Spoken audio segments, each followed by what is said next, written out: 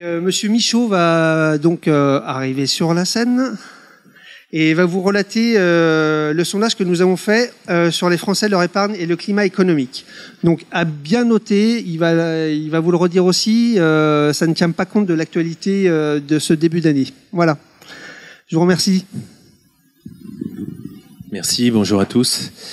Alors, présentation donc de cette étude. Avant d'entrer dans le détail des résultats, la méthodologie que nous avons utilisée, une méthodologie extrêmement classique. Nous avons interrogé un échantillon, le fameux échantillon de 1000 Français, 1030 personnes exactement, échantillon représentatif de la population française âgée de 18 ans et plus. L'échantillon a été constitué selon la méthode des quotas. Si vous n'êtes pas familier avec cette méthode, c'est très simple, on connaît la structure de la population française totale selon certains critères, par exemple des critères de sexe, d'âge, de profession, et ces critères on les appelle des quotas, et on reproduit la France en miniature dans notre échantillon. Par exemple, on sait qu'il y a 52% de femmes dans la population française. Dans notre échantillon de 1000 personnes, on va interroger 520 femmes. C'est cette méthode qui fonde la représentativité des résultats. Donc là, vous le voyez, nous avons utilisé des quotas de sexe, d'âge, de catégories socio-professionnelles.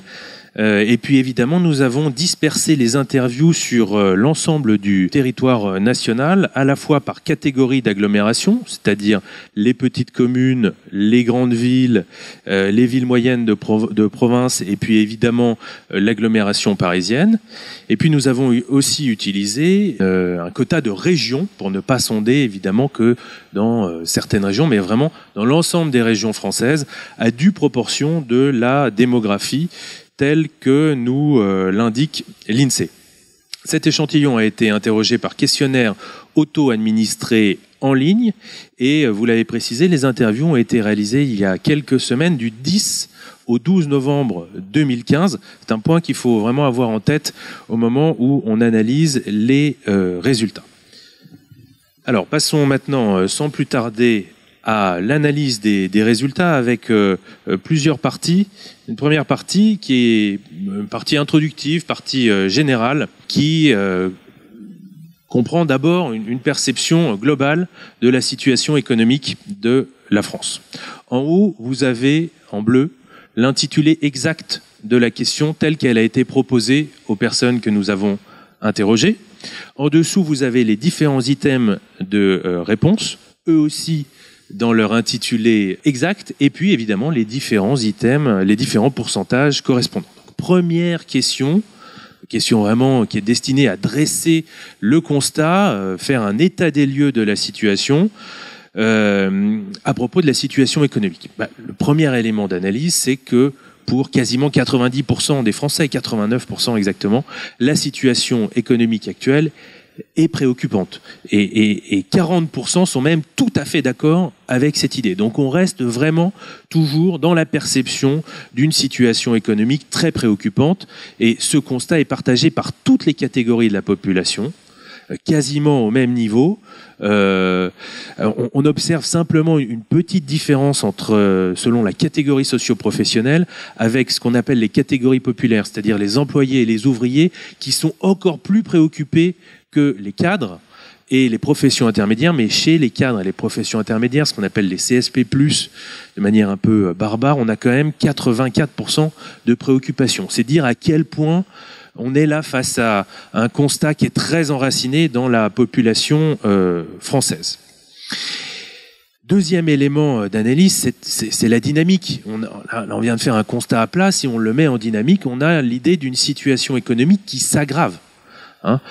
Et ça aussi, c'est très net, c'est partagé par 81% des Français. Et puis en bas de tableau, vous voyez que seuls 26% des Français estiment que le pire de la crise est maintenant derrière nous. En d'autres termes, dans les perceptions des Français, on est face à une crise économique qui est à la fois persistante et qui s'aggrave. C'est-à-dire c'est l'inverse de ce qu'est une crise. La définition d'une crise, que ce soit une crise économique, une crise de foi, c'est une crise médicale, c'est quelque chose qui est très bref, très soudain, est très violent. Là, on a quelque chose de très violent, mais qui n'est pas bref, qui a plutôt tendance à durer et même à s'éterniser depuis bientôt une dizaine d'années. Ça, c'est une perception qui est très largement partagée par l'ensemble des personnes que nous avons interrogées. Ça, je dirais que ce sont les perceptions macro. Global. On voit aussi que cette crise touche directement les Français. 76%, donc plus de 3/4 d'entre eux, déclarent percevoir les effets de la crise économique dans leur vie personnelle. De la même façon, au cours des 6 derniers mois, 73% déclarent que leur pouvoir d'achat a diminué. Donc on est là vraiment face à des éléments très tangibles. Et puis il y a aussi un autre élément qui est majeur, qui vraiment confirme ce que nous voyons dans toutes nos enquêtes, c'est la crainte d'être prochainement au chômage. Alors on peut se dire que cette crainte est partagée par seulement 31% de la population, certes. Mais si l'on regarde les populations utiles, c'est-à-dire les actifs notamment, on voit là une crainte qui est très majoritaire. Je vous donne un exemple qui est édifiant. Chez les jeunes âgés de 18 à 24 ans, la crainte d'être prochainement au chômage s'élève à 59%. Donc vous avez 6 jeunes sur 10 qui craignent d'être au chômage prochainement. C'est dire à quel point on est face à une angoisse qui est très importante pour la population. Angoisse qui est renforcée par le sentiment de défiance à l'égard de la politique financière française. Vous le voyez, seuls 19% de la population a confiance dans la politique financière française. 44% ne sont pas du tout d'accord avec cette proposition. Là aussi, un discrédit, une défiance qui n'est pas une surprise quand on lit les études d'opinion, mais qui est, je dirais, renouvelée par cette mesure. Donc vous le voyez, ce tableau d'ensemble est plutôt pessimiste, plutôt morose. Si l'on s'attaque maintenant à la confiance dans la banque et dans le système bancaire, là aussi on retrouve des éléments qui sont plus classiques. On voit bien qu'il y a une vraie distinction qui est effectuée par les Français entre leur banque d'un côté, qui suscite une confiance majoritaire. 59% des Français ont confiance. Alors, évidemment, c'est une confiance molle, vous le voyez. Seuls 7% ont tout à fait confiance, mais une confiance qui est tout de même majoritaire. Et puis, de l'autre côté, une situation, j'allais dire, opposée en ce qui concerne le système bancaire dans son ensemble, où là, seul 1/3 des Français expriment une confiance et 26% n'ont pas du tout confiance. Là aussi, on a un élément qui est très classique dans les études d'opinion. Quand on interroge les Français sur la banque et le système bancaire, on a une très grande confiance en ce qui concerne son agence bancaire, parce qu'on connaît le conseiller, parce qu'il y a une dimension de proximité.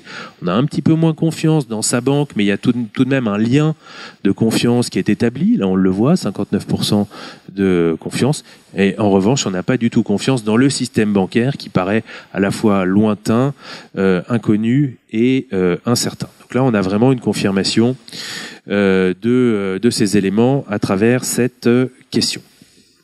Alors, si l'on passe maintenant à la deuxième partie qui est consacrée aux services proposés par sa banque, justement, et le rapport à l'épargne, on a, à travers une première question, tenté de mesurer les perceptions des services proposés par sa banque.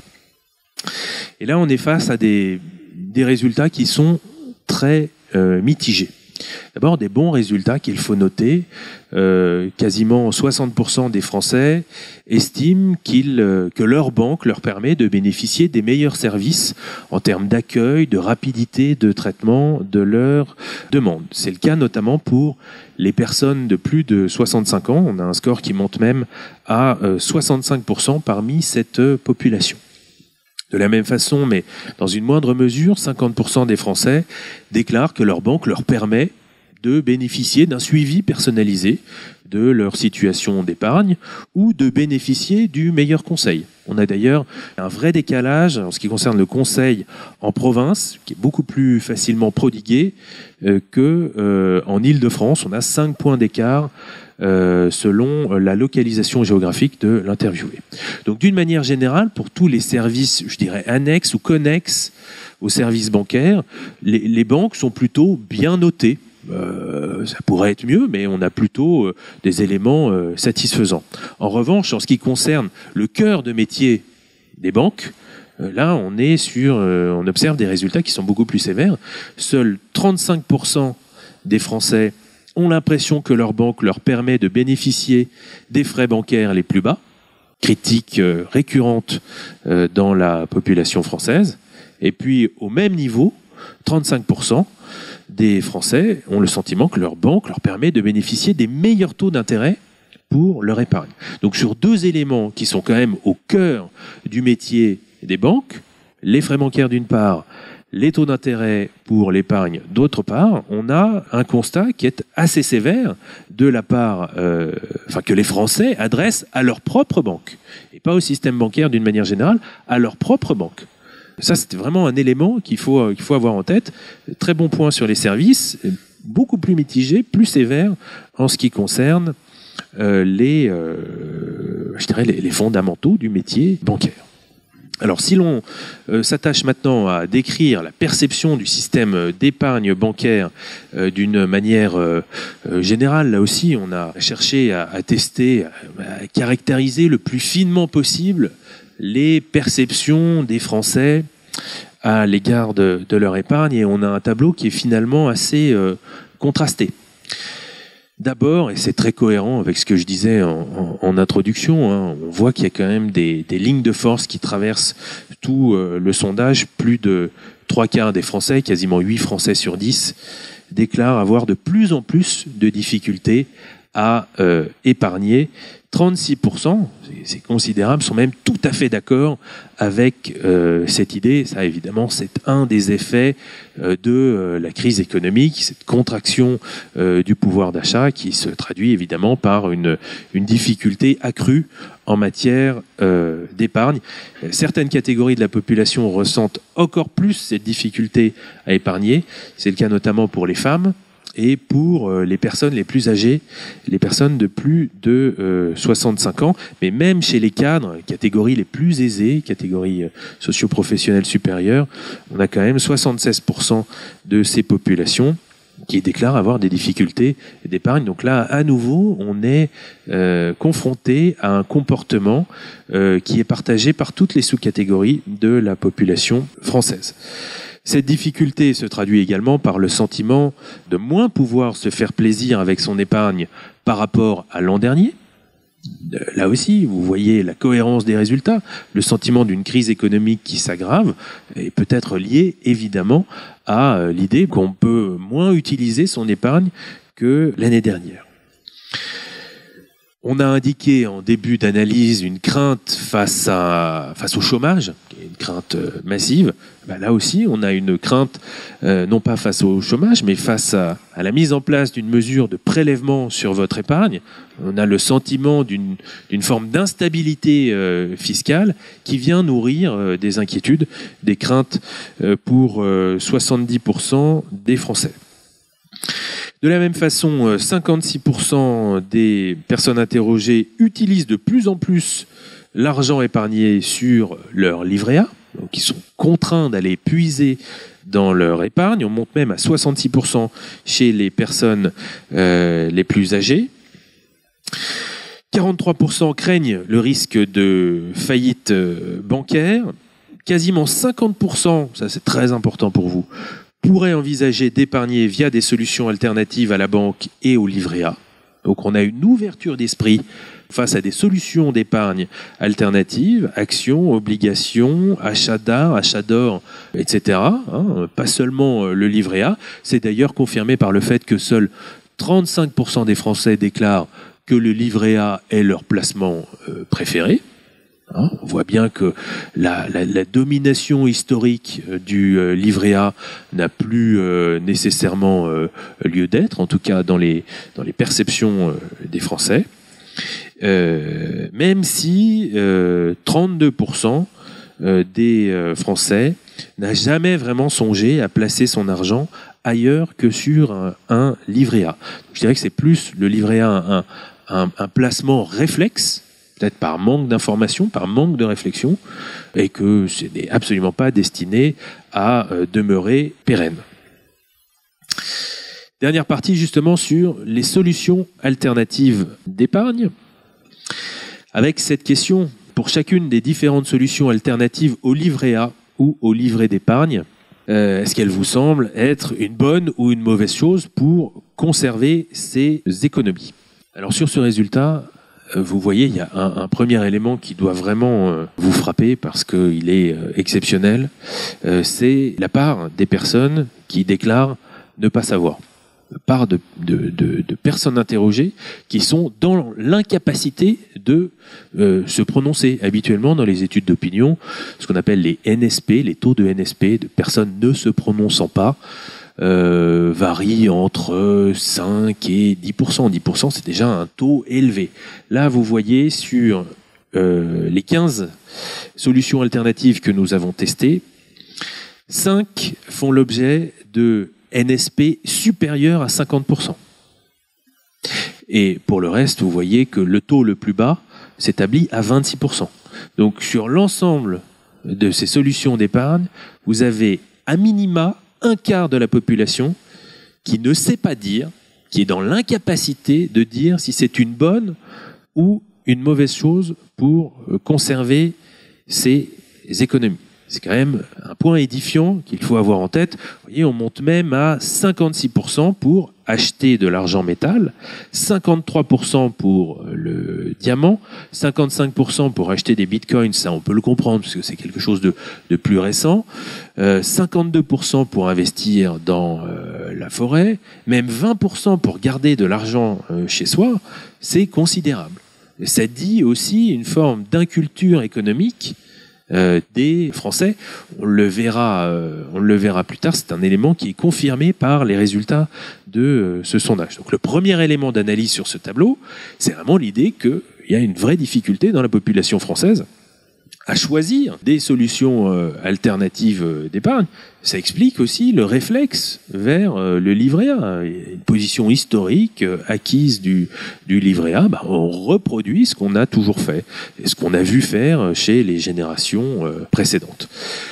Bon, si on passe maintenant au deuxième niveau d'analyse qui est l'arbitrage entre une bonne chose ou une mauvaise chose, qui n'est quand même pas un élément de jugement très complexe à fournir a priori. On a deux solutions alternatives d'épargne qui sont qualifiées de bonnes choses par une majorité de Français. C'est d'abord l'investissement dans l'immobilier, 59%, et l'investissement dans une assurance vie. L'investissement dans l'immobilier est favorisé par les hommes, très largement favorisé en Île-de-France, 66%.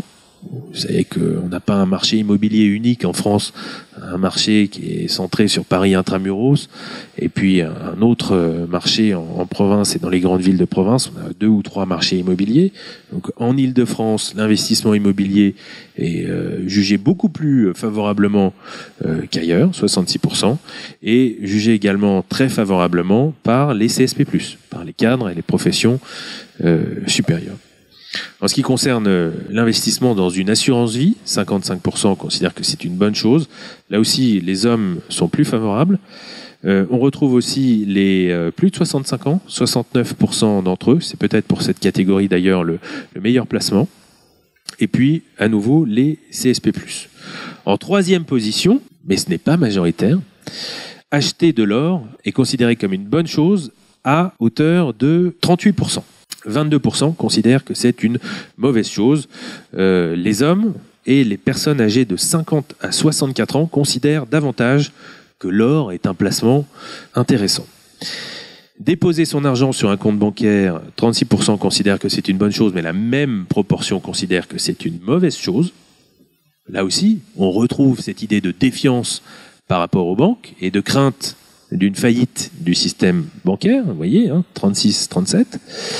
Acheter des actions, 25% considèrent que c'est une bonne chose. À nouveau, les hommes sont plus attirés par ce type de placement. Attirer des obligations un petit peu plus bas dans le tableau à hauteur de 22%. L'investissement dans le vin ou le vignoble, 25%, au même niveau que l'investissement dans la forêt, 24%, l'investissement dans l'art, 22%.